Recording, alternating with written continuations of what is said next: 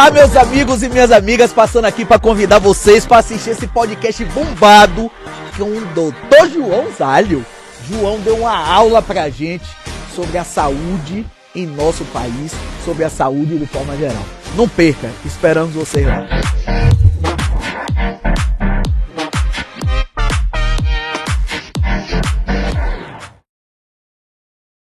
Olá, meus amigos e minhas amigas. Olha a gente de volta. Tá com saudade já de vocês, viu? Rapaz, esse negócio de uma semana aí, Juninho, você tem que me ajudar aí, chorar no pé do caboclo, Juninho, pra poder a gente aumentar mais esses dias aqui, viu? Ave Maria, tanta saudade. Tava cheio de coisa pensando pra conversar com vocês. Mas no de hoje não vai dar certo, vou dizer o porquê. Porque hoje tem uma pessoa tão especial aqui que a gente vai passar a uma hora toda com ele. Aí deixa pro próximo pra gente bater os nossos papos aqui. E hoje a gente tem aqui, como nosso convidado, nosso entrevistado, uma pessoa que eu amo muito, muito, muito, muito. Respeito muito, muito, muito. E aí passa por várias áreas, né? A área pessoal, a área profissional. E faz parte, inclusive, daquelas conversas que a gente tem sempre aqui de comportamento humano, das relações humanas. Tô falando do meu irmão caçula, nosso caçulinha João. Tô falando do médico, esse profissional brilhante que trabalha com a área de ortomolecular, trabalha com a área de saúde da família, trabalha com a área da clínica geral como um todo. Ele vai explicar mais, porque é tanta qualificação que ele tem. É mestre, do ponto de vista acadêmico, mestre em medicina, e também ele vai contar pra gente. É professor universitário, é professor de pós-graduação de curso de medicina, é professor de alunos de curso de medicina. E é esse médico que entende de que a medicina, se ela não for humanizada e personalizada, ela não anda a passos galopantes como a gente deseja. E ele vem com essa nova roupagem, né? Mas isso ele vai falar daqui a pouco. É um ser humano de que eu admiro muito, porque é do bem, entende de que a nossa vinda para aqui, para a Terra, é de fazer o bem, é de estar pregando o amor e praticando o amor. É o meu parceirão na vida, em todos os aspectos, e aí pegando esse link da contribuição com a sociedade. É graças a ele também que a nossa fundação Celcinho Cotrim está em cima, ele que é voluntário e apostador desse projeto desde o início, e que trabalha atendendo a população, trabalha atendendo os nossos beneficiários da fundação. E é esse querido, amado por todos, por onde passa, nosso querido Dr. João Zálio, que hoje vai conversar conosco sobre saúde e também sobre o que ele quiser, porque onde eu tô é tudo dele. Doutor João, meu irmão caçula, seja bem-vindo. Que alegria, hein, a gente aqui. Nossas conversas sempre por telefone, eu morando no Rio, você morando aqui, eu morando nos Estados Unidos, você morando aqui, você morando em Cuba e eu aqui, sempre a gente com os nossos papos. Hoje o papo veio para aqui para a mesa para a gente poder dividir com os nossos telespectadores, né? Bem-vindo. Muito obrigado. Celcinho, eu estou muito, muito feliz de estar aqui, iniciando uma conversa em podcast justamente com você. Então isso é muito especial, no momento da vida bem marcante para mim. E então estou muito feliz, estou muito empolgado com a nossa conversa. Tenho muita coisa bacana aqui para a gente dialogar, deixar uma mensagem de positividade para as pessoas que nos ouvem, para as pessoas que lhe acompanham. Então, Celcinho, eu estou muito empolgado em ter essa conversa. Agradeço muito você estar presente na minha vida e por tudo que a gente já viveu e que ainda está por viver. Estou muito feliz. Maravilha, mas aí o golpe é baixo, não tem como se emocionar. João é meu amor e a emoção toma conta, né? E João também, né? É marido, é pai, é filho, é tio. João, ele traduz a formação dele enquanto indivíduo em dois momentos, né? E paralelos, né? Um é um brincado com o outro. De manhã estudando no Colégio Marista, né?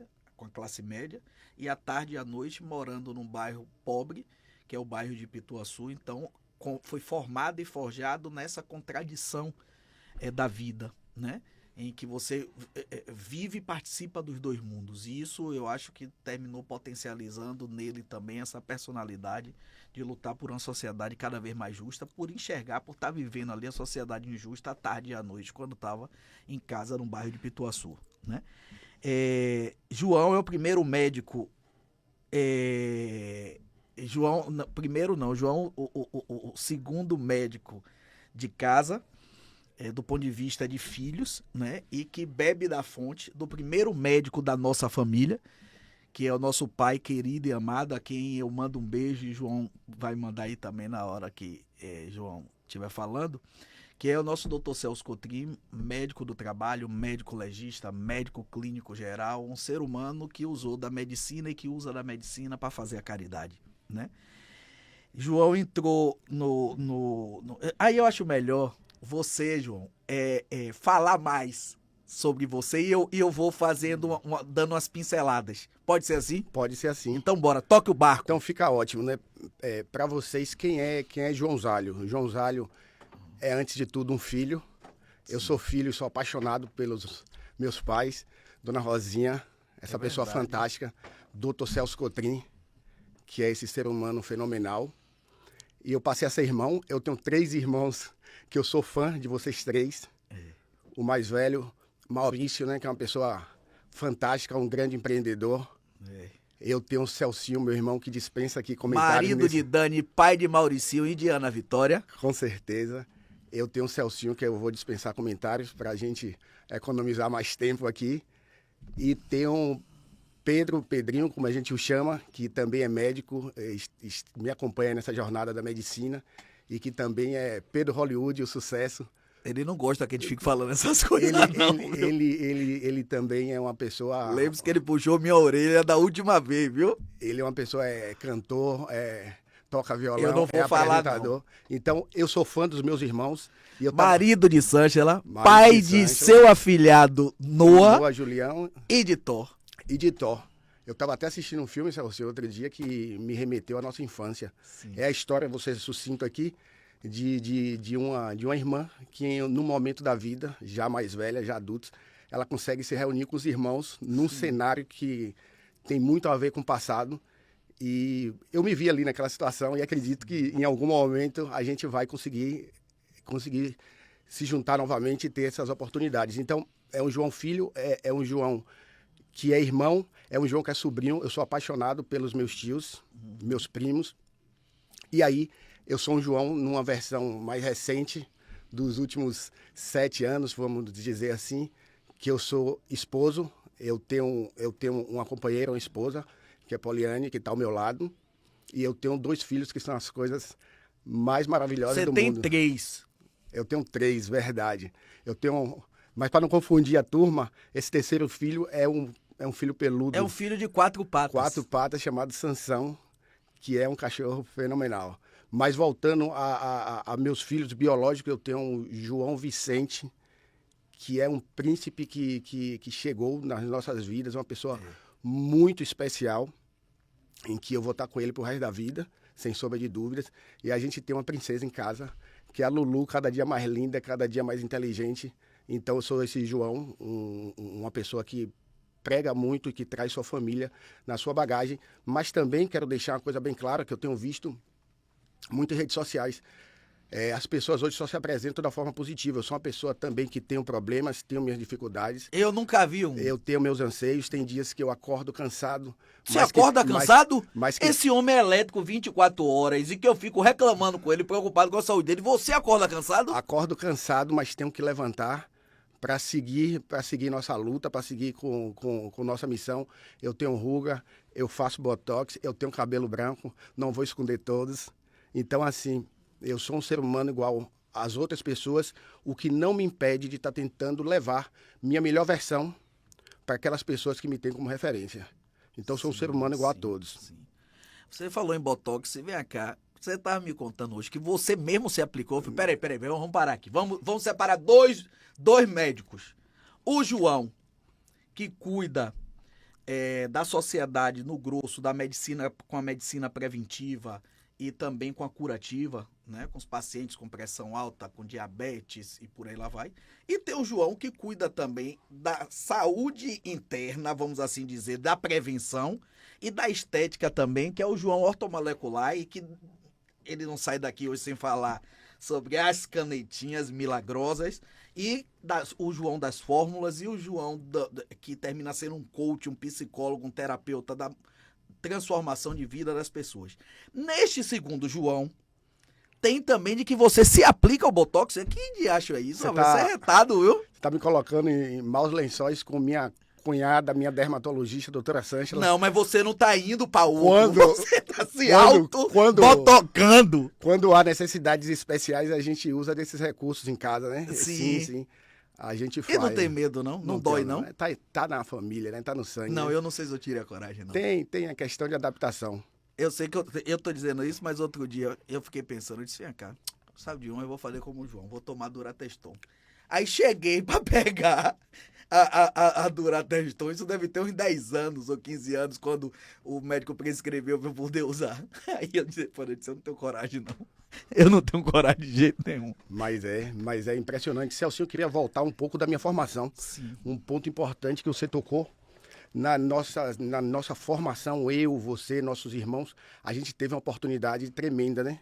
Ao mesmo tempo em que a gente estudava numa das melhores escolas particulares de Salvador, frequentada por pessoas da alta sociedade, a gente também conviveu num bairro pobre, um bairro oriundo de invasão, um dos bairros mais bonitos de Salvador, a Lagoa de Pituaçu, Parque de Pituaçu, que fez parte da minha infância. Isso aí. Nosso pai foi quem levou as primeiras benfeitorias para lá, né? Esgotamento sanitário, asfalto, posto de saúde, até igreja católica. Sim. Né? E é nesse contexto que a gente consegue trabalhar com as diferenças. Imagina que naquela época a gente tinha colegas que estavam viajando para a Europa, para os Estados Unidos, e quando chegavam em Pituaçu nos finais de semana, a gente tinha amigos que tinham sofrido da violência já naquela época do tráfico de drogas, de furtos, roubos. Então isso foi muito importante, num ponto em que até que tem muito a ver com minha formação médica. E voltando a Pituaçu, eu vou trazer a imagem Sim. daquela pessoa que para mim foi o primeiro médico de família que eu conheci. Sim. Imagina aquela figura pitoresca, barba grande, cabelo grande, e fazendo da sua casa uma porta de entrada universal para as pessoas, pessoas que nos procuravam. Então ali a gente teve em casa um médico de família verdadeiro, mesmo sem se dar conta. Quando lá na frente, em 2009, eu começo minha vida profissional na medicina, sem sombra de dúvida, essa lição e essas experiências acumuladas dentro da nossa casa, lá no bairro de Pituaçu, tiveram grande impacto na minha escolha profissional. Maravilha. Com certeza. Então, foi meu pai. Meu pai já fazia isso, em que hoje a gente tem bem regulamentado, né? Sim. Então, na minha vida profissional, eu acabei... Então, meu pai é um visionário. É um visionário. Né? Ver o médico da família lá atrás. Claro que ele bebeu da fonte também, do que ele sempre acreditou, que era a medicina de Cuba. Isso né? A medicina preventiva, né? Isso aí tá falando nos anos 70, e a gente vai ter a consolidação do SUS na Constituição de 88. Sim. Então, a gente só vai ter realmente a estratégia de saúde da família. Falando um pouquinho de atenção básica, que é minha área de atuação, onde eu tenho minha formação mais robusta, minha formação médica profissional, a gente tem, para quem não sabe, na atenção básica, a mola propulsora de desenvolvimento do SUS. A estratégia do nosso país foi estabelecer unidades de saúde da família, unidades básicas, ali nas ruas, ali nos bairros das pessoas. Então, a gente tem, para quem não sabe, a medicina de família e comunidade como o recurso, o artifício principal de organização do sistema de saúde. Na medicina de família que a gente tem a prevenção, a promoção à saúde, a gente tem também a parte curativa de reabilitação. E dentro da medicina de família, a gente tem alguns princípios, alguns atributos que são inerentes a ela.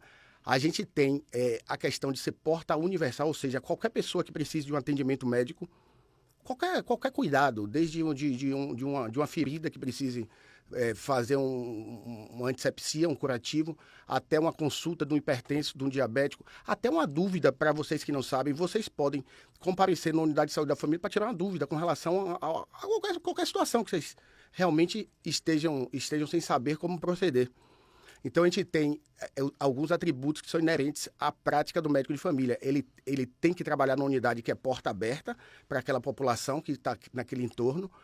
Esse médico de família, ele tem que ver a pessoa de forma integral. É um conceito que tem sido bem discutido, a tal da especialização em medicina integrativa, que não existe. O Conselho Federal de Medicina não tem essa especialidade médica, mas isso não impede que você atenda, receba e trate pessoas de forma integral, respeitando o sujeito como um todo. Isso já existe, isso é um dos atributos, é uma peculiaridade da medicina de família. A gente tem um médico de família fazendo a coordenação dos cuidados das pessoas. Essa pessoa está na unidade de saúde da família, ela precisa ir para o hospital, ela precisa ir para um outro setor, mas quem está ali coordenando é o médico de família.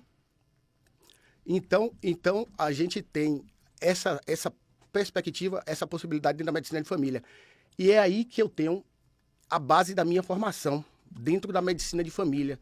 Então, eu pude entrar através de um concurso público aqui em Salvador, no ano de 2010. O prefeito era João Henrique Carneiro, que por coincidência vai no aniversário no mesmo dia que eu. No mesmo dia, vamos mandar um beijo pra ele. Um beijo, João, nosso amigo querido, e pra sua esposa, que era à época secretária de saúde, que junto com ele deu as boas-vindas e deu as boas-vindas ao nosso outro irmão Pedrinho na prefeitura de Salvador, né?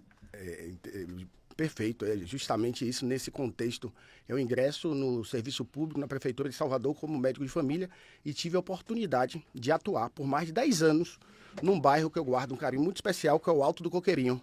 Sim. Eu ainda tenho registro de mais de 7 mil pacientes acompanhados por mim, são calcula-se aí, mais de 50 mil consultas. E ali realmente eu pude descobrir o que é atender pessoas, o que é lidar com gente. Eu fui recebido por essa população que abria as portas de suas casas para eu fazer visita. Sim. Então, ali sim foi a base da minha formação médica. Mas chegou um momento, Celso, esse ponto é muito importante, um ponto divisor de águas, em que eu comecei a me questionar, no sentido, o que é que eu venho fazendo? Eu realmente estou fazendo diferença na vida dessas pessoas? Sim. Ou, como eu sempre fui, eu estou sendo bastante educado, bastante gentil, atendo todo mundo, mas estava faltando algo. Ligou um sino. E antes de ligar o sino, eu gostaria só de tratar de um ponto. A formação médica, gente, para quem não sabe, o médico ele é formado para aprender a reconhecer certos sinais e sintomas. Então, sintoma é aquilo que a pessoa refere. Eu estou com dor de cabeça, eu estou me sentindo cansado. E sinais é aquilo que a gente consegue detectar no exame físico. A gente vê uma mancha, a gente vê um caroço, a gente vê um nódulo, a gente vê um abscesso. Então, na medicina tradicional, a gente é treinado a reconhecer sinais e sintomas. Isso é legal, isso faz parte do que a gente chama de raciocínio clínico. Então, eu reconheço os sinais e sintomas e isso me remete a algumas hipóteses diagnósticas. Eu, com esses sinais e sintomas, o que é que eu penso? O que é que pode ser? Quais são as hipóteses que eu tenho de possíveis doenças? E a partir daí, com hipóteses diagnósticas criadas, eu vou para a tomada de decisão. Normalmente, a tomada de decisão é com uma medicação farmacêutica em que a gente consegue levar saúde a essas pessoas. Até aí está tudo legal, eu não vejo problema algum com isso, mas voltando ao sininho que ligou, aquela sineta que disse, mas será que realmente nesse formato você está conseguindo atingir, você consegue chegar na raiz, na origem dos problemas dessas pessoas? Eu era um médico relativamente feliz, relativamente me sentia competente naquilo que fazia por estar levando atenção àquelas pessoas, mas faltava algo. E é nesse momento que eu posso dizer, nos meus últimos 8 anos de formação, eu me aproximei muito de outras especialidades médicas que tinham muito a ver, que tem muito a ver com o trabalho que a gente faz nas unidades de saúde. Eu me aproximei da endocrinologia, busquei me fazer curso de especialização, da nutrologia, da própria psiquiatria. E aí eu pude ver que o nível de satisfação das pessoas com as consultas, o nível tinha mudado. Eu não sei se vocês sabem, mas há uma dificuldade tremenda quando a gente precisa de outros médicos especialistas na rede. Você consegue o atendimento no seu posto de saúde, o médico lhe atende e ele solicita que você faça exames complementares e, às vezes, interconsultas com outros colegas médicos especialistas de outras áreas. Ainda é uma dificuldade muito grande no nosso país. Então, o que é que a gente via muito na formação? A gente via muito colegas, assim, o paciente chegando e dizendo, estou com a dor na coluna, ao ortopedista. Estou com a dor de cabeça, ao neurologista. É o au-au, né? É o médico au-au. Isso me incomodava. Até porque existia um conceito de médico de família, que era aquele médico que ficava no postinho, que eu não gosto desse termo, um termo um termo pejorativo, o médico que fica no postinho, que só sabe renovar a receita e só sabe encaminhar pacientes. É nesse momento que liga, diz, a partir de agora eu vou me empoderar, isso vai ser grande. A partir de agora, essa pessoa que chegar aqui, ela vai sentir que tem uma pessoa que coordena seu cuidado, uma pessoa que cuida dela. E não foi surpresa quando, em algum momento da minha vida, eu comecei a escutar os finais das consultas, assim, dizendo, foi a melhor consulta da minha vida. Pela primeira vez, Maravilha. alguém pôde me ouvir, alguém está entendendo o que eu estou sentindo e alguém conversou comigo. É nesse contexto que eu trago para vocês aqui até 2 casos. Posso falar 2 casos Por aqui? favor, Eu lembro só bem... não esqueça de incluir nisso aí, porque como eu acompanhei, então eu sou muito feliz com isso. Porque você também implantou na coisa pública o sistema, que aqui eu não sei falar o termo direito, mas o sistema de computador, onde tudo é digitalizado e os pacientes saem com a receita, porque a maior dificuldade que eu acho que a gente tem como ser humano é da tradução, às vezes, do que está escrito. Pela rapidez, pela grafia mesmo. E o serviço público passou a ver, o paciente passou a ver da coisa pública, um atendimento também de primeira, já quando você passava as requisições de exame, os medicamentos, tudo digitado, tudo organizado, a ponto de, na época, o prefeito ACM Neto ter ido, por acaso, para a inauguração no posto do Coqueirinho, onde você trabalhava, e ficou surpreso quando viu lá você fazer. Não foi combinado, foi uma coisa tão natural sua que ele ficou encantado e lhe elogiou por isso, né? Sim, esse é um ponto que é fundamental e estamos passando um processo bastante bonito na saúde pública no Brasil. Eu sou uma das pessoas que sou entusiasta com tudo que está acontecendo. As mudanças têm sido positivas. Eu realmente iniciei com o prontuário eletrônico no Alto do Coqueirinho no ano de 2014. Foi o primeiro caso em Salvador. E foi bem legal, a gente via o nível de satisfação das pessoas, principalmente com a questão da qualidade das impressões, a qualidade do material produzido e até evitava dificuldades com relação à caligrafia, né, que é bem comum ocorrer ainda isso hoje em alguns lugares. Vou parabenizar a Prefeitura de Salvador, que desde a pandemia, desde o ano 2020, implantou o Sistema Vida. É um sistema de prontuário eletrônico que realmente nos permite, desde a confecção de impressos, desde relatórios, atestados, receitas médicas. Mas eu estou falando antes disso. Você implantou antes de tudo e sozinho. Não foi implantar porque a Prefeitura lhe deu essa tarefa. Você teve essa iniciativa como ser humano e levou para a coisa pública, né? Sim, foi. E para mim também, enquanto profissional, não tenho dúvida que valorizou muito o meu trabalho. Então, hoje a gente tem o Sistema Vida, um sistema que funciona. É um sistema até para quem é ligado mais à parte docente, assistencial. Ele incorporou um modelo de atendimento médico que chama SOAP, que você tem alguns pontos. Para lhe falar assim, Celso, mais ou menos para quem não entende muito dessa área, nem tem obrigação de entender, nos prontuários médicos não era raro, era muito comum você ver nos papéis assim, dor de cabeça, dipirona. Então, assim, não servia praticamente para nada você ter um prontuário em que não dava informações sobre essas pessoas, esses pacientes, porque você acabava que não sabia o que o colega tinha solicitado, quais eram as hipóteses diagnósticas, o que é que já havia feito de exame. Inclusive, isso fazia com que aumentassem seus gastos, repetiam-se exames, repetiam-se condutas, e hoje não. Hoje, além de a gente ter o prontuário como uma ferramenta de escritório para poder imprimir receitas, relatórios, atestados, a gente também tem um prontuário que tem uma lógica no sentido de avaliar o subjetivo, o objetivo, fazer uma hipótese diagnóstica e conduta. Os colegas que fazem isso têm facilitado e eu sou muito feliz de estar participando nesse processo de melhoria da atenção da qualidade no SUS. Quero até fazer um gancho aqui, aproveitando todo esse contexto para falar sobre Mais Médicos. O programa Mais Médicos é um programa divisor de águas, principalmente na atenção básica do nosso país. Eu estou falando no ano de 2013, 2014. Você foi supervisor do Mais Médicos? Eu continuo como supervisor. Continua. Eu tive a oportunidade de estar entre os 2 primeiros supervisores aqui da Bahia, de receber os médicos estrangeiros. Falar nisso, encontrei, mandou um abração para você, o Washington. O Washington Abreu, um grande mestre, grande referência na... Que foi o quê do Mais Médico? O Washington Abreu foi um dos coordenadores do Mais Médico, logo na implantação do programa. Né? E também foi tutor. Então, do Mais Médicos, falar para vocês assim que é o maior programa de provimento de médicos na atenção básica. A atenção básica, eu já falei para vocês, é o posto de saúde, é a unidade básica de saúde que está ali no dia a dia das pessoas. Que é o mais importante, é o contato com a população direto, quem tem o posto de saúde. Sem sombra de dúvida. Então, hoje não tem um município do Brasil que não tenha pelo menos um profissional do Mais Médico. Aproveito para lhe perguntar, para você, na verdade, lhe pedir para você falar. Além do médico, tem a equipe, né? Como um todo. Com certeza. Na atenção básica, a gente tem uma equipe básica de saúde, né? Composta por médico, enfermeiro. Algumas equipes têm odontólogo, todas deveriam ter. E a gente tem os agentes comunitários de saúde, a gente tem técnico de enfermagem. E dependendo da composição, a gente tem outros personagens. A gente tem equipe multi também hoje. Existem nutricionistas, fisioterapeutas, terapeuta ocupacional, educadores físicos que fazem parte dessas equipes maiores em alguns municípios. Então, o Mais Médico cumpriu a questão do provimento de médicos na atenção básica do Brasil e vem cumprindo. E hoje está num processo de qualificação desses profissionais. Hoje a gente tem curso de especialização para os médicos. Eu também tenho a oportunidade de estar participando como tutor do curso de especialização, tem uma turma, e a gente vê a diferença realmente na formação desses profissionais e como eles estão atuando. O Mais Médico, além disso, aí eu vou entrar em outra área, que é a área docente.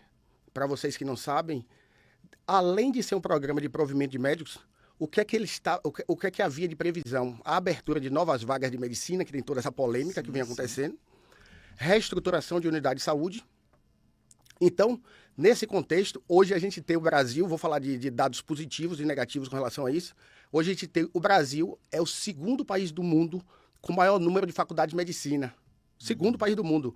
Hoje a gente, felizmente, já tem dados de saúde, concentração de médico por habitante, maior do que países como Estados Unidos e Japão.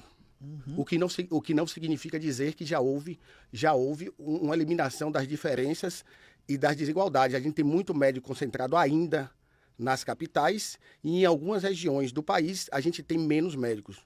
Sim, mas antes não tinha nada, agora é só ajuste, né? Só para complementar aí, o governo federal, através do presidente Lula, agora no início de junho, baixou uma medida provisória chamada de Agora Tem Especialistas, onde 6 áreas serão atingidas pelo governo federal, junto com os estados, municípios e a iniciativa privada. Na área de oncologia, ginecologia, cardiologia, ortopedia, oftalmologia e otorrinolaringologia. Vai abrir agora editais para a contratação dessas parcerias com as clínicas privadas, com os hospitais privados, e chamando também os médicos dessas especialidades para comparecerem, porque o objetivo é reduzir cada vez mais o número da fila da regulação. Perfeito, e isso a gente conseguia ver na prática. Enquanto supervisor, na época das viagens presenciais que deixaram de acontecer depois da pandemia, sim, a gente conseguia ver a dificuldade... Por causa da pandemia, né? Por causa da pandemia, as visitas presenciais foram suspensas e não foram retomadas. A gente via a dificuldade dos gestores dos municípios em conseguir vaga com especialista, conseguir tomografia, exames de imagem. E as policlínicas aqui na Bahia, o governo do estado, realmente a gente tem que... Excelente você ter dito isso, porque também nessa medida provisória está lá a abertura de edital, que ainda não abriu, para iniciativas públicas e privadas para oferta de telediagnóstico, teleconsultoria e teleconsulta especializada. Olha que maravilha. Perfeito. Então, Mais Médico, eu sou fã desse programa, sou entusiasta. Com relação a um tema importante, novas faculdades de medicina, a gente tem um quantitativo de vagas de medicina aí maior que nunca na história do Brasil. A gente teve o ano 2024 com a maior quantidade de egressos, aquele que se formam, mais de 40 mil egressos no Brasil. Então, a gente tem uma oferta hoje de profissionais de saúde enorme e isso está fazendo com que haja um remodelamento dessa questão, né? Um ponto bem legal, bem bacana que eu tenho observado nas salas de aula, né? Dando aula para a turma de primeiro semestre. Já é comum, quando a gente começa o semestre, perguntar quem aqui já é graduado, quem aqui já é pai, quem aqui já é mãe. O quantitativo de pessoas que sempre sonharam em fazer medicina, sim, e que não conseguiam devido às concorrências, à diminuição de vagas, e que hoje estão conseguindo realizar um sonho. Maravilha. É bem legal. Aí você vai ter um profissional que já entra realizado, né? Que já entra feliz. O nível de maturidade é tremendo, então nesse aspecto eu acho super positivo. Sim. E lado negativo ainda é o custo das mensalidades da faculdade de medicina. Sim. As faculdades de medicina privada se transformaram num negócio Então, é preciso aí olhar com muita atenção a questão da regulação desses custos. O que não posso deixar de negar que, pelo menos as instituições privadas que eu conheço, têm projetos pedagógicos bacanas, tem corpo docente bacana e estrutura física muito boa. Então, tem que continuar fiscalizando, a gente vai ter que ver como é que vai ficar esse cenário médico muito Mas como tudo na vida, né? Como todas as outras profissões. Eu acho que tem mais fator positivo do que negativo, né? Com Você certeza. não tinha abertura de vagas, você não tinha abertura, e você tinha falta de profissionais também. Você passou a ter, agora é natural que nesse processo de arrumação falhe algumas coisas aqui até a gente ir aperfeiçoando, né? Eu digo a gente, a sociedade, né? Sim, sim, perfeito. Só para não perder, não perder a linha, lembra do caso que eu iria lhe falar da questão da integralidade do cuidado. O sino tocou em minha vida, eu mudei a atenção. Eu lembro de um caso emblemático de um homem, 46 anos, em que ele apresentava várias placas vermelhas no corpo. Sim. Então, num primeiro momento, ele havia ido para infectologista, para médico alergologista, fez todos os exames para saber quais alimentos, quais substâncias poderiam ser causadoras daquelas lesões e nada, não achava Pesquisando e nada. nada. E aí ele nos procura na atenção básica, isso no SUS, eu tô falando. E aí conversamos muito, tentar entender o arranjo familiar, como é que estava a vida daquela pessoa. E ele relatou que a dificuldade que tinha em cuidar de um pai adoentado, acamado, doença terminal, e que ele se sentia muito sobrecarregado. Você acredita que houve o falecimento do pai e que 14 dias após o falecimento do pai, ele já não tinha mais as placas? Como essa pessoa somatizou. E vou trazer outro caso. Eu lembro bem de uma mulher, se eu não me engano, 36, 37 anos, que vivia com dores de cabeça constante, vários diagnósticos. Ah, eu conheço uma também de 70. Aqui é piada interna da gente, que é a nossa mãe, viu? Que a vida inteira, coitada, teve dor de cabeça crônica. E aí sempre terminava pra tirar essa atenção, né, do assunto, do problema. E aí a gente ficava dizendo dor de cabeça, dor de cabeça, dor de cabeça o tempo inteiro. E aí essa de 36 anos, mais ou menos. De 36 anos, com essa dor de cabeça constante, já tinha passado neurologistas, tinha passado por vários outros especialistas, já havia tentado todas essas medicações analgésicas e com resultados pífios, resultados muito ruins. Foi quando, numa conversa, identificamos que ela trabalhava no setor de recursos humanos de uma empresa em que os conflitos eram incessantes. Ela vivia um conflito diário dentro do trabalho. Foi feita uma carta, uma recomendação que ela trocasse de setor e adivinha o que aconteceu? Passou a dor de cabeça.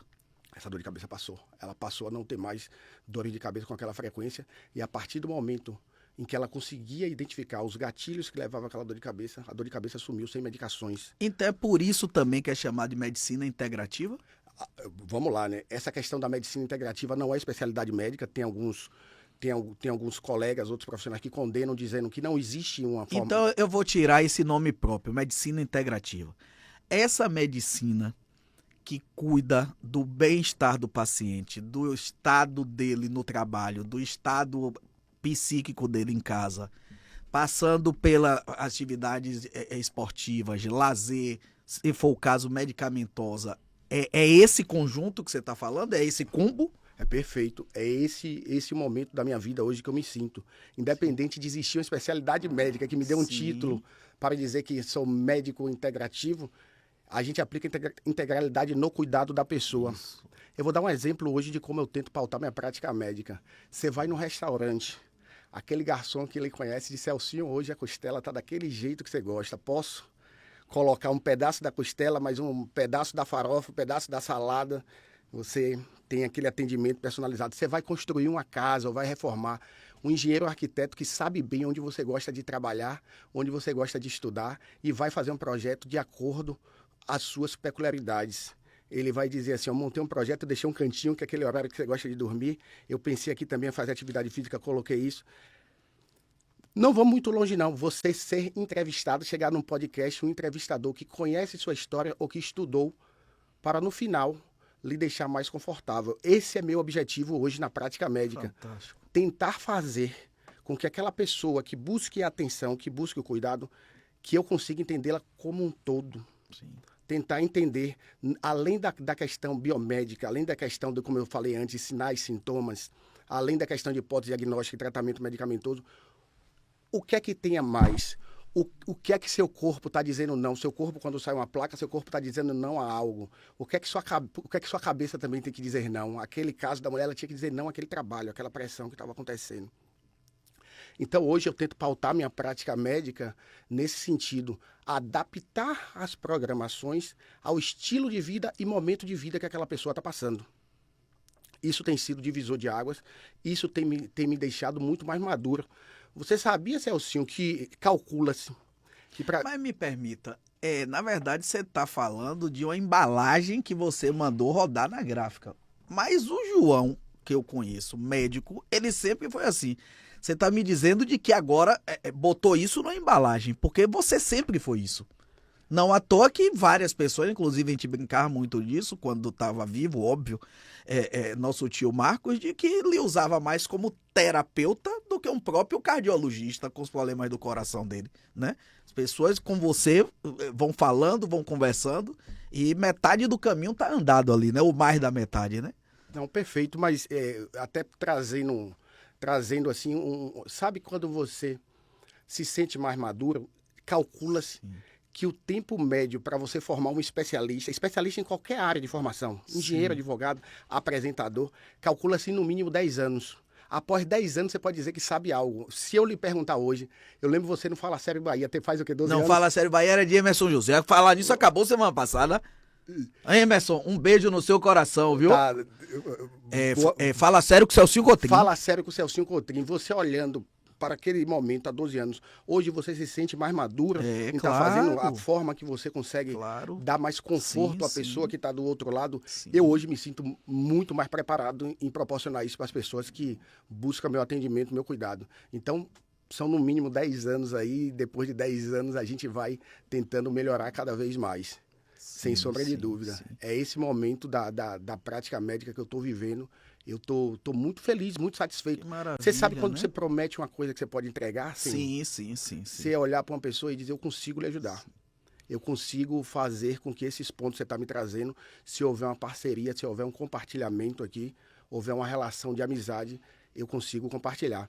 Você consegue enxergar essa maturidade de comportamento humano na medicina como um todo, está evoluindo para isso ou está estagnada do médico que não tocava no paciente nem nos olhos olhava?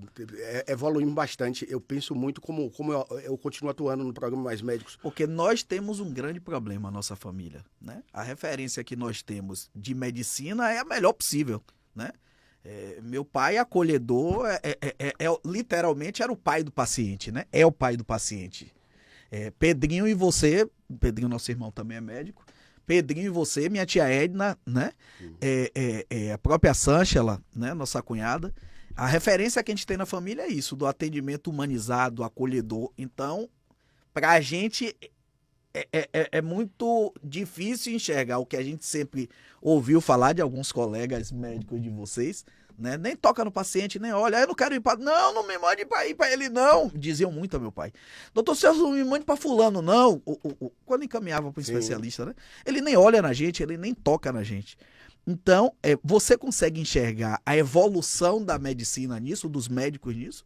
Celso, sem sombra de dúvida, consigo e me sinto com muita propriedade para falar. E trago de novo para alguns médicos. Há 14 anos eu tive a oportunidade de ser supervisor de uma geração mais antiga. Os primeiros médicos que se inscreveram para trabalhar no Mais Médico eram médicos com mais de 60 anos, com todo respeito à maturidade, mas aquela turma não teve na sua graduação, na sua formação, os princípios e atributos da medicina de família. Então, num primeiro momento, eu que já era médico de família, tá conversando com médicos mais velhos e tentando dizer, aqui o cenário não é só receita, aqui é promoção, aqui é prevenção, vamos trabalhar com saúde da criança, vamos trabalhar com a gestante, vamos fazer programas. Aquilo ali, num primeiro momento, então, a gente estava num momento de maturidade, de levar médicos, vamos ocupar os espaços para que tenha médico, pelo menos renovar as receitas, fazer. E agora a gente vive um momento muito maduro. Eu tenho alunos hoje do curso de pós-graduação do Mais Médico, que a gente consegue fazer discussão de casos fantásticos, abordando questões qualitativas realmente, questões do dia a dia, Então, sem sombra de dúvida, a saúde pública do Brasil, podem acreditar, estou falando com propriedade, sem nenhum viés ideológico, político, a saúde pública do Brasil vive um momento ímpar, até por termos conseguido formar mais médicos, e a parte qualitativa também está muito melhor. O momento hoje é muito especial, o que não significa dizer que a gente não precise evoluir muito. Mas os médicos hoje que saem das faculdades de medicina, até porque nas diretrizes curriculares dos cursos de medicina em 2014, o que foi que o MEC, Ministério da Saúde, disseram? Eu quero que eu vou permitir a abertura de novas vagas de medicina, mas o perfil do egresso, o que eu quero formar aqui hoje no Brasil, é um médico com uma visão universal, que ele seja generalista e que ele tenha a capacidade de refletir, seja qual for o território que ele esteja atendendo. Então, o objetivo maior do Mais Médico naquele momento foi formar um médico para a saúde pública. Então, realmente, quem acompanhou esse processo, como eu estou há 14 anos, vendo essa evolução das turmas que entraram, que saíram, eu supervisionei mais de 27 municípios e, não sei, posso calcular aí, mais de 500 médicos tendo a oportunidade de ver essa diferença desses novos médicos, quando saem da faculdade, eles conhecem medicina de família, eles já atuaram num posto de saúde, eles já conhecem esses atributos. Então, o cenário é muito bacana, é muito positivo, precisa melhorar muito, mas evoluímos muito. Então, e viva o SUS, porque nós materialistas que somos, a gente só veio, a gente tinha preconceito com o SUS, mas depois quando veio a morte batendo na porta, que foi com o Covid, aí todos nós entendemos de que o SUS era maravilhoso. Não entendemos nada disso, era pragmaticamente, só o SUS oferecia os tratamentos, os medicamentos, e era o SUS quem estava pagando os médicos para estar atendendo na linha de frente do Covid, morrendo, adoecendo e por aí lá vai, como você é um desses, né? Guerreiros e com filhos pequenos em casa, com mãe idosa e por aí lá vai, né? Mas mesmo assim botou a cara na tela e disse, eu vou pro front, porque é necessário. Eu lembro de você dizendo isso, a gente preocupado. Sim. E aí olhava lá, lógico, né? O lado do indivíduo, particular. João, não vá não. E você disse isso, eu me arrepio inclusive falando, porque eu ouvi de você. Eu preciso estar na linha de frente disso, eu preciso participar. Então, o SUS passa a ter importância para o brasileiro, que antes a gente tinha vergonha, a gente tinha nojo do SUS, ele passa a ser a grande referência para a gente, né, na área de saúde, a partir do não deixar morrer ou evitar morrer por causa do Covid. E acho que a sociedade, eu tenho essa informação por causa de vocês, venho acompanhando, mas acho que a sociedade não imagina de que esse Mais Médicos, porque quem é a oposição, e aí política partidária mesmo, é esculhamba dizendo que é cabide de emprego. E aí termina a sociedade acumulando essa informação que recebe embalada ali. Mas não está entendendo também que por trás da colocação dos médicos tem também a formação e a reciclagem desses antigos, dos 60, dos 50 anos. Eu digo isso que eu vejo vocês fazendo, né? E principalmente no início, quando eram 9 familiares, né, como supervisores, vocês debatendo, vocês discutindo, e eu olhando, eu de fora olhando. Eu disse, mas pai, que coisa fantástica, o serviço público, sem perceber, tá fazendo as pós-graduações, os cursos de reciclagem, os aprimoramentos na sociedade médica como um todo. Então, esse é o nosso SUS. Não à toa que é endeusado, né, por os países da América do Norte, pela própria Europa, né? Então, e viva o SUS, parabéns ao SUS, ao Sistema Único de Saúde. Parabéns a esses guerreiros e guerreiras que estão aí na frente, né? Os médicos, os enfermeiros, os auxiliares de enfermagem, os técnicos de enfermagem, os agentes de saúde, toda a equipe, né? O pessoal do laboratório, o segurança, porque o atendimento começa desde quando você é recebido, né? Na porta da unidade de saúde. Né? Uma política de acolhimento. Né? Fantástico trazer esse debate, porque eu acho que a gente precisa... E aí você dá início a esse tipo de discussão, inclusive interna. A gente traz para uma área gourmet, vamos assim chamar, um podcast desse, uma emissora dessa, Band, assuntos que a gente não traria, porque não são apetitosos para o consumo do telespectador, né? E eu enxergo aí também 2 Joãos, né? 2 Joãos iguais.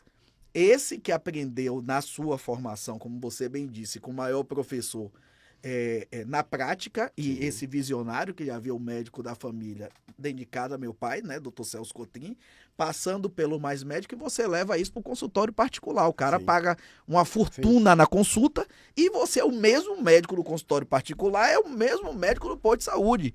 E aí eu tô falando do sentido da integração do todo, né? Termina sendo terapeuta e aí quer entender como é que tá a família, o trabalho. E uma das perguntas mesmo que você faz logo no início, literalmente como se fosse no divã, me conte aí como é a sua vida. Justamente. Então, isso é muito importante, Celso, que você está falando, porque é um dos dilemas que eu ainda tenho na minha prática profissional.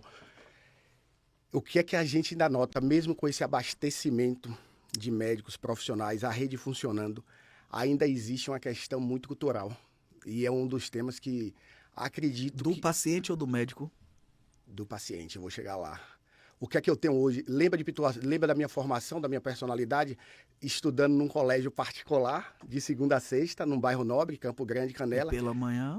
Pela manhã, e nos finais de semana estando em Pituaçu, a gente tem no convívio. E lá para as tantas, os dias da semana. Isso tudo ajudou muito nessa formação minha enquanto pessoa e também na minha formação profissional.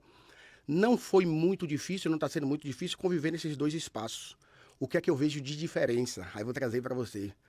O João, o médico, é o mesmo, mas as pessoas, infelizmente, a maior parte das pessoas que procuram serviço público, elas vão em busca, você sabe de quê? Não. Prevenção da dor. Elas vão em busca de ter diagnóstico de doença e fazer uso de medicação. E é uma grande vitória quando a gente consegue dar diagnósticos e fazer com que essas pessoas tomem a medicação, a famosa adesão medicamentosa. Mas quando a gente... Então o pano de fundo é mais embaixo? O pano de fundo é mais embaixo. Hoje a gente está num momento, como eu lhe disse, está muito bom o que a gente está passando, mas a gente vai ter que mudar a mentalidade. O que é que eu vejo quando eu estou no consultório particular? Sabe por que a maior parte das pessoas me procuram hoje? Sim.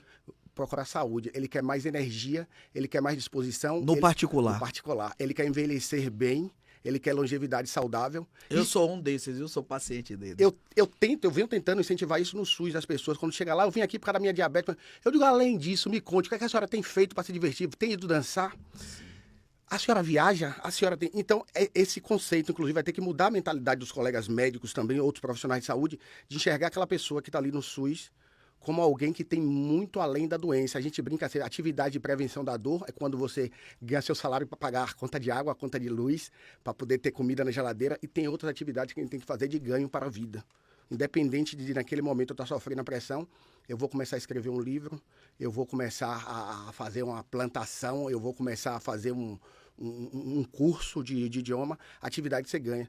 Então, me parece que ainda há essa mentalidade de que as pessoas com nível social e cultural mais baixos, elas ainda estão muito vinculadas a ter uma atenção médica e voltada simplesmente para esse fato de ter um diagnóstico da doença e a partir daí eu tomo remédio. Mas será que não é carência?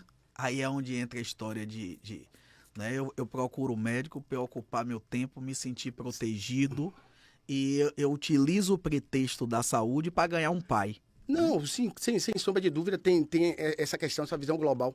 Mas eu digo, não despertou, não tocou o sino, como você vê hoje, que as classes mais privilegiadas, as pessoas hoje que têm mais mais acesso a recursos, a conhecimento, tecnologia, estão buscando saúde, estão conseguindo resultados fantásticos com relação a várias esferas da vida, desde se programa para correr a primeira maratona, se programa para chegar aos 60 anos melhor que aos 50, a ter uma energia, disposição, a ter uma libido sexual. Isso é fantástico, todo mundo deveria ter o direito. E a gente entra num ponto fundamental, a questão cultural, a questão educacional. A gente tinha até um certo ponto, quem tinha médico era um privilegiado, era um rei. Hoje a gente já tem médico disponível. Então eu acho que você chega numa questão aí, que a gente pode, inclusive, aproveitar aqui para mandar um abraço e reforçar nosso convite de vir para nosso podcast, o nosso secretário de saúde da Prefeitura de Salvador, Rodrigo Alves, nosso amigo querido de infância dos meninos no Marista, contemporâneo meu lá também, no Colégio Marista. E eu acho que você chega numa questão aí que, às vezes, nós, enquanto gestores públicos, a gente não dá muita importância, que são as campanhas educativas, né? De formação dos pacientes, né? De você tentar ensinar, como, por exemplo, veio lá atrás da discussão da pequena, média e alta complexidade. Se tiver com dor de cabeça, não vai ocupar o hospital, não. Então, eu acho que... Porque eu vou olhando muito o problema e a solução, viu? E é uma das coisas, viu, Rodrigo? É porque ele tem um apelido, mas o homem é autoridade, não dá pra gente estar chamando aqui pelo apelido, né? E se não vai puxar a orelha da gente também, como o Pedrinho puxou, né, nosso irmão.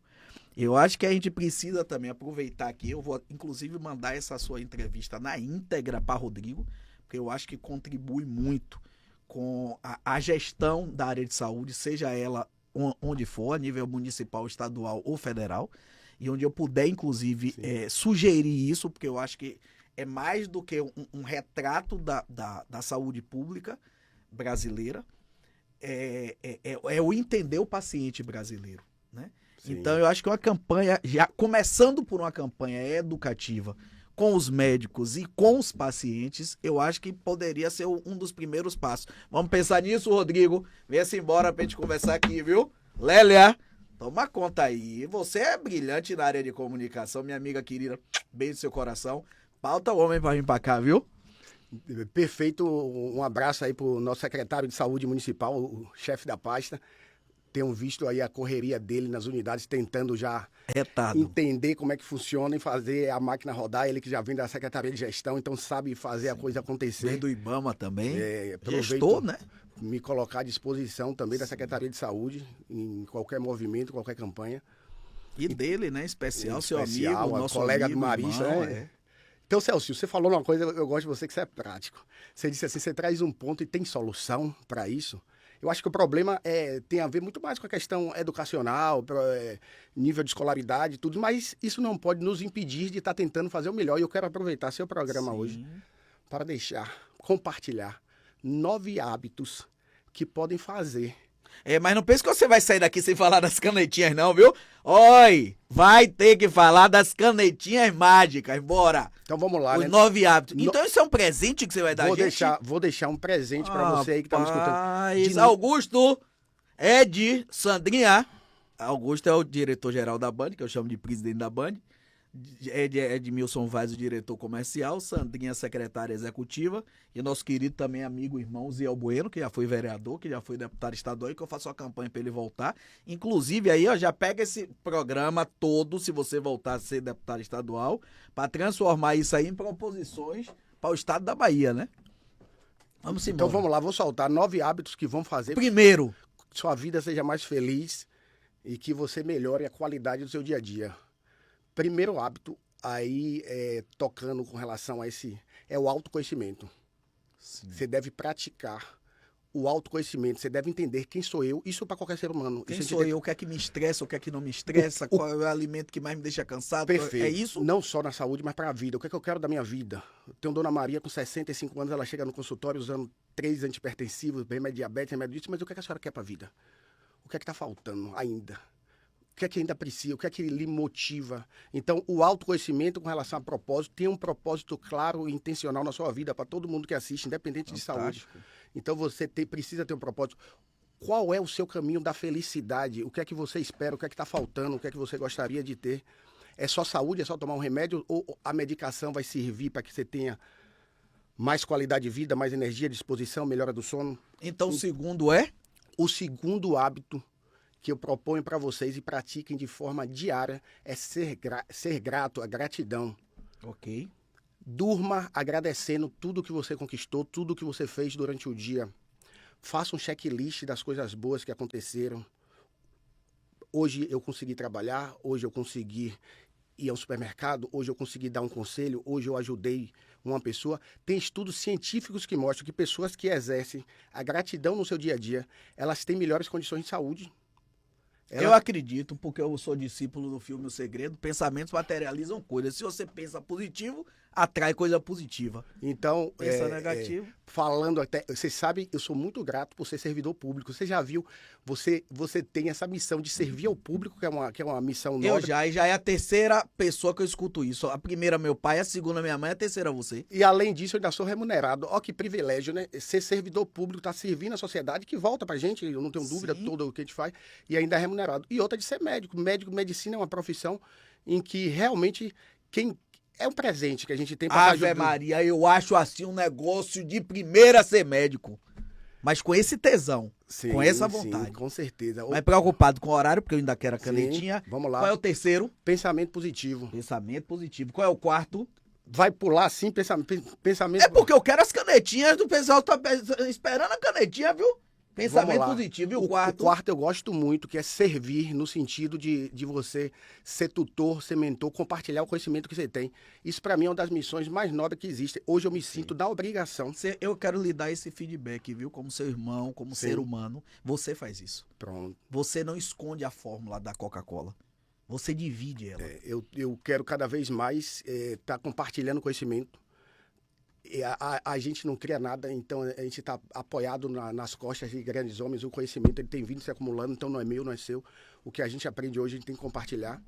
E quando você compartilha, você também está recebendo. Você dá por um lado, mas o universo te traz de volta. Sim, Você sim. desestressa. Você é um ser humano melhor. Você tem Vou apertar porque eu quero puxar mais informação a sua. possibilidade de um legado.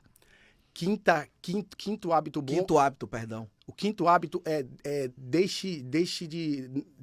assuma a responsabilidade, deixe o vitimismo, a culpabilidade, ou seja, você não é culpado por muita coisa que acontece na sua vida, mas você é responsável pelo que vai fazer com isso.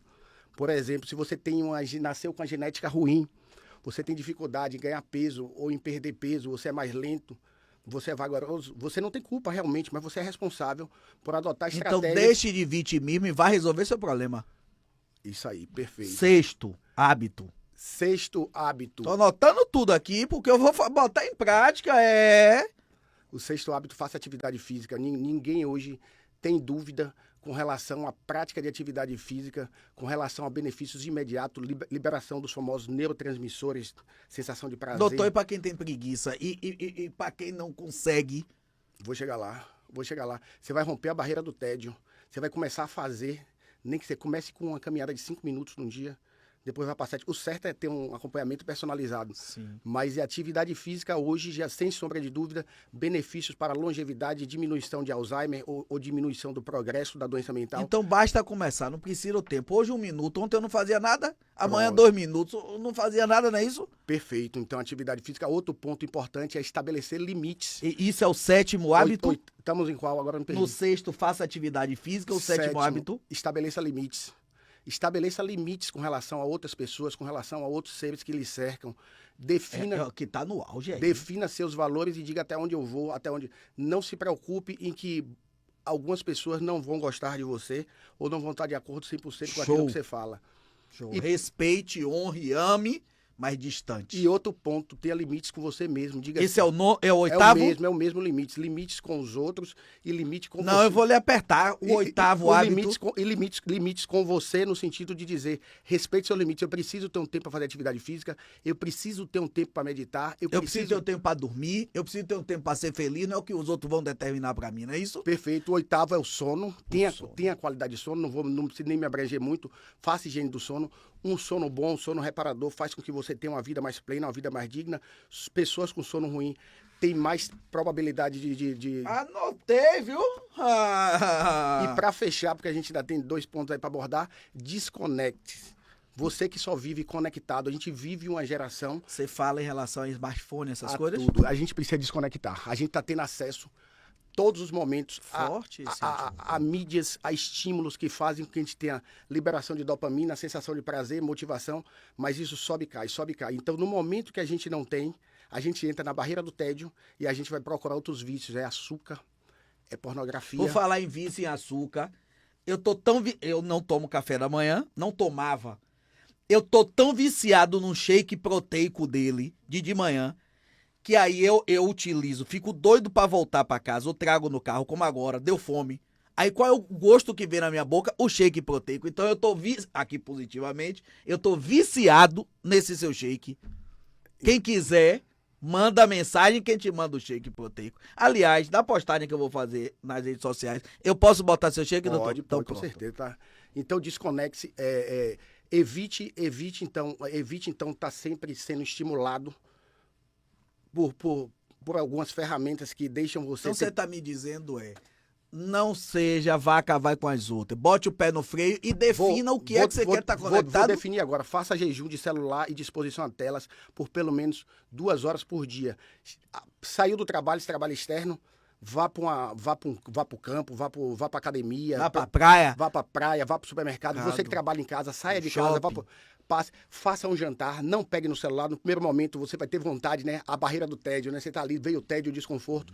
Então, em 15 minutos ele vai passar. Tente ter um tempo de qualidade realmente com as pessoas que você gosta. Então, desconectar-se um pouco, estabelecer esses limites, vai fazer com que você consiga ter excelente Vou lhe resultado. roubar, então, só para sistematizar, 9 hábitos que o Dr. João tá sugerindo pra gente ter uma qualidade de vida melhor, ser feliz, ser grato, pensamento positivo, servir, compartilhando conhecimentos, deixar de ser vítima e ser proativo para resolver seus problemas e ficar tudo mil maravilhas, fazer atividade física, estabelecer limites para consigo próprio, para com o outro, contigo, a qualidade do sono e desconectar-se, fazer o jejum de celular e outras telas que tem por aí, né? Vamos lá para as canetinhas? Vamos. E aí? Nos conte aí, essa febre que tem mundial, Tizé Partida, Ozempic. Nesse processo meu de formação, eu não poderia deixar de fazer uma reflexão profunda do que vem acontecendo. É revolucionário. É revolucionário no sentido de... A gente vai ter que lhe apertar para você acelerar. E vamos botar 2x, ó. Temos medicações realmente que entregam o que promete. Monjaro, Ozempic, o Wegovy realmente entregam o que promete. Se eu fosse definir o que é que proporciona de diferente no acompanhamento, é autocontrole. Pessoas que antes não conseguiam manter suas metas, seus objetivos e seus planos, hoje conseguem. Elas conseguem graças a essa possibilidade. Eu vou fazer o seguinte, eu vou lhe cortar aqui e dar os últimos segundos, mas para quem quiser mais detalhes com isso, @Dr. João Zalio, Zalio com 2 L's, Dr. JOAOZALLIO, e aí entra no direct dele e manda uma mensagem para marcar uma consulta, para bater um papo. Vá nos últimos segundos. Nos últimos segundos que a gente combinou de falar de definição de grandeza, o que é que eu espero? Falei de todo mundo. Grandeza, na minha vida familiar, eu quero muito mais tempo de qualidade para estar com as pessoas que eu amo. Minha família englobando pais, tios, irmãos, minha esposa, meus filhos. Na vida profissional, eu quero deixar um legado, eu quero continuar servindo as pessoas que mais precisam.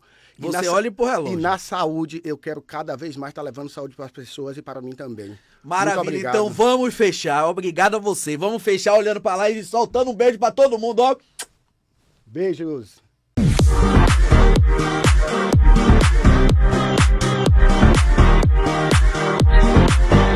Olá, meus amigos e minhas amigas, passando aqui para convidar vocês para assistir esse podcast bombado com o Dr. João Zalio.